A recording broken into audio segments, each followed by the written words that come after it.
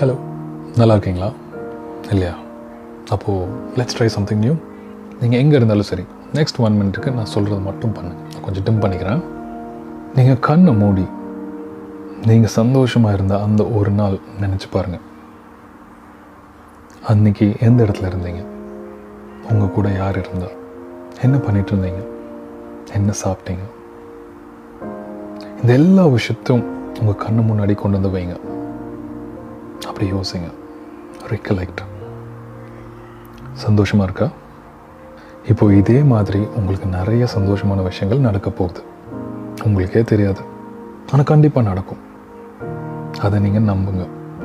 அப்போது இப்போ இருக்கிற மாதிரி வலிகள், ஏமாற்றங்கள், சவால்கள் இதெல்லாம் இருக்காது. சந்தோஷம் மட்டும்தான் இருக்கும். நம்புறீங்களா? நம்புங்க.